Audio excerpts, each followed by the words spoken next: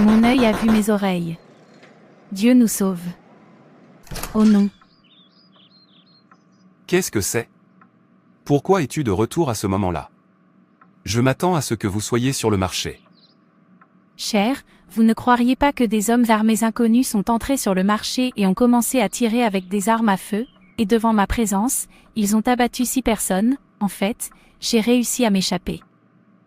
Dieu, aie pitié de tes enfants, ça devient vraiment incontrôlable. Mais, chérie, que se passe-t-il réellement dans ce monde? Pourquoi toutes ces atrocités ont-elles lieu?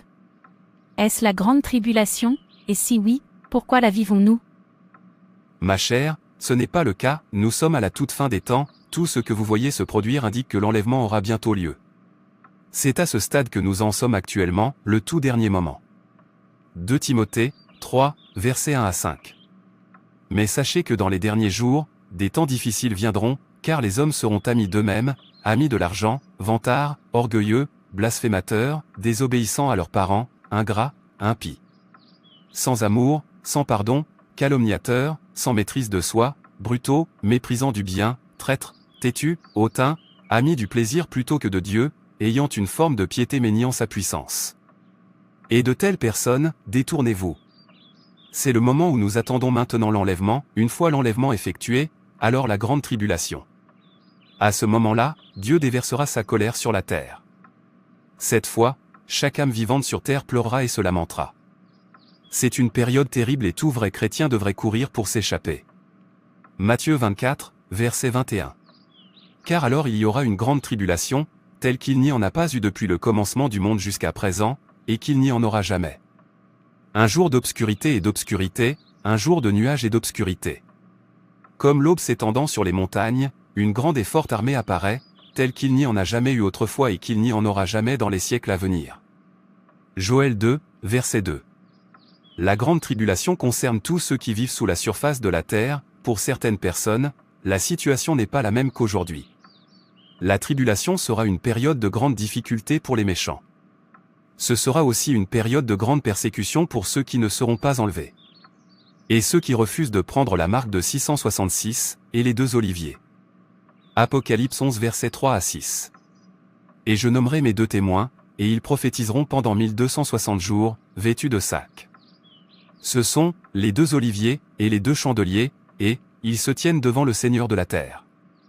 Si quelqu'un essaie de leur faire du mal, du feu sort de leur bouche et dévore leurs ennemis. C'est ainsi que quiconque veut leur faire du mal doit mourir. Ils ont le pouvoir de fermer les cieux afin qu'il ne pleuve pas pendant le temps qu'ils prophétisent, et ils ont le pouvoir de changer les eaux en sang et de frapper la terre de toutes sortes de fléaux aussi souvent qu'ils le souhaitent. Une grande tribulation est donc un moment auquel nous prions tous pour échapper, car ce sera un moment terrible, où la grâce de Dieu sera saisie, où vous pourrez acheter ou vendre sans la marque de 666, où la terre sera couverte de ténèbres, quand l'air sera saisi et l'eau se changera en sang. Apocalypse 6 verset 16. Ils crièrent aux montagnes et aux rochers, tombez sur nous et cachez-nous de la face de celui qui est assis sur le trône et de la colère de l'agneau. Ce sera vraiment terrible. Pour l'instant, nous profitons encore du dernier moment de la grâce de Dieu, selon les signes de la fin des temps qui nous sont donnés dans Matthieu 24. Nous sommes au dernier moment. Et rappelez-vous, la grande tribulation n'aura lieu qu'une fois l'enlèvement effectué. 1 Thessaloniciens 4, versets 16 à 17. Car le Seigneur lui-même descendra du ciel, avec un commandement fort, avec la voix de l'archange et avec l'appel de la trompette de Dieu, et les morts en Christ ressusciteront premièrement. Après cela, nous qui sommes encore en vie et qui restons, serons enlevés avec eux dans les nuées pour rencontrer le Seigneur dans les airs. Et ainsi nous serons avec le Seigneur pour toujours. Matthieu 24 versets 37 à 42. Comme il en était du temps de Noé, ainsi en sera-t-il à la venue du Fils de l'homme.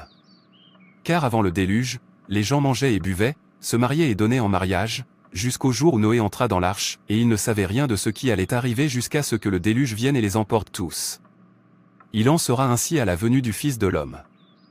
2 hommes seront sur le terrain, l'un sera pris et l'autre laissé. 2 femmes broyeront avec un moulin à main, l'un sera pris et l'autre laissé. Veillez donc, car vous ne savez pas quel jour votre Seigneur viendra. Ces versets bibliques parlent de l'enlèvement. À ce moment-là, les saints rencontreront le Seigneur dans les airs.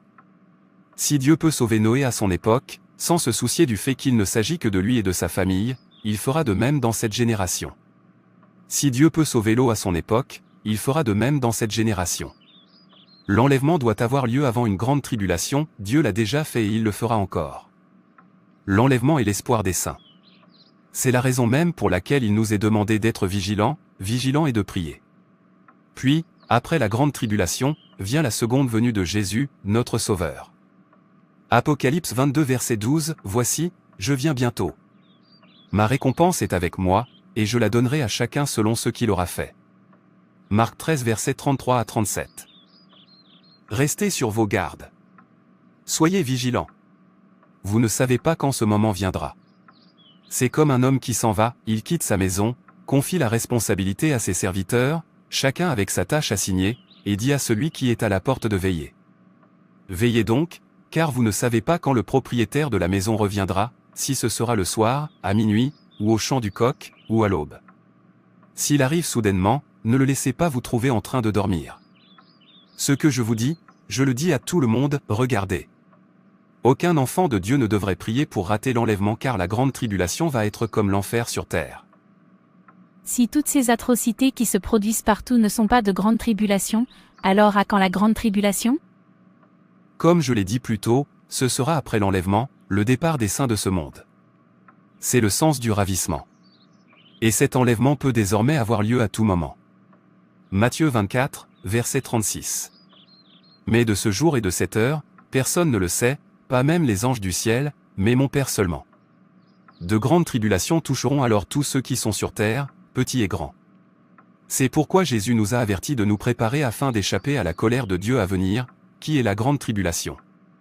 Et si nous ne nous sommes pas repentis, nous devrions nous repentir afin d'échapper au temps terrible à venir. Apocalypse 2, verset 22.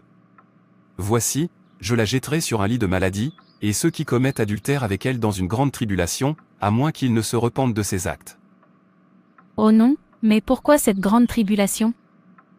Deuxièmement, Thessaloniciens 2 versets 1 à 4. Maintenant, frères, concernant la venue de notre Seigneur Jésus-Christ et notre rassemblement auprès de lui, nous vous demandons de ne pas être bientôt ébranlés ou troublés, ni par l'esprit, ni par la parole, ni par l'être, comme si elle venait de nous, comme si le jour du Christ était venu. Que personne ne vous trompe par quelque moyen que ce soit, car ce jour n'arrivera pas à moins que l'apostasie ne vienne d'abord et que l'homme de péché ne soit révélé, le fils de perdition, qui s'oppose et s'élève au-dessus de tout ce qu'on appelle Dieu ou de tout ce qui est adoré, de sorte qu'il siège comme Dieu dans le temple de Dieu, se montrant qu'il est Dieu. Le fils de la perdition ici est l'Antéchrist, et quand vous regardez autour de vous, ses agents sont partout, et c'est pourquoi beaucoup de mal se produit dans le monde aujourd'hui. Beaucoup de gens sont tombés et ont choisi le mal plutôt que le bien. Comme vous pouvez le constater, cela se produit partout dans le monde. Les actes maléfiques sont désormais considérés et célébrés comme une réussite. Seuls quelques-uns aiment encore Dieu et obéissent à ses commandements, d'autres aiment le mal et le loup. Et lorsque cet Antichrist sera pleinement révélé, beaucoup de gens abandonneront Dieu et l'adoreront, ce qu'ils ont déjà commencé à faire. La femme a commencé à épouser une femme, l'homme a commencé à épouser un homme et les humains ont commencé à épouser des animaux. Beaucoup de mots qui irritent tellement Dieu ont déjà été introduits, et les gens se réjouissent de ces mots. Ils préfèrent les ténèbres à la lumière. C'est pourquoi Dieu déversera sa colère sur la terre. Rappelez-vous, la Bible dit que cet Antichrist viendra comme un ange, au point que même les élus pourraient être trompés. Matthieu 24, verset 24. Car de faux Christ et de faux prophètes surgiront, et ils feront de grands signes et de grands prodiges, à tel point que, si cela était possible, ils séduiraient même les élus. Le monde aime le mal. Vous pouvez imaginer quelqu'un disant que Jésus devrait s'éloigner de cette ville, brûlant la Bible et tétant le sein d'une femme lors d'un rassemblement qu'il appelle Église. Dieu est en colère. Il a fait beaucoup pour que les hommes le reconnaissent, il a créé et nous a donné tout ce dont nous avons besoin. Il a envoyé beaucoup de prophètes pour nous le faire connaître, ceux que nous avons rejetés, il a envoyé son Fils, que nous avons tué et que nous rejetons toujours son sacrifice, ce sont les raisons pour lesquelles Dieu déversera sa colère sur ceux qui désobéissent. Puisqu'ils aiment le mal leur sera donné à boire comme de l'eau. Puisqu'ils détestent et rejettent la bonté de Dieu, alors il enlèvera sa bonté de la terre, et ils pleureront, souffriront et grinceront des dents sur la terre. Ce sera alors, payé avec votre sang. Dieu ait pitié. Il n'y a rien à craindre si vous êtes du côté du Seigneur. Comme on dit, une conscience tranquille ne craint aucune accusation. Si vous êtes libre du péché, pourquoi avez-vous peur?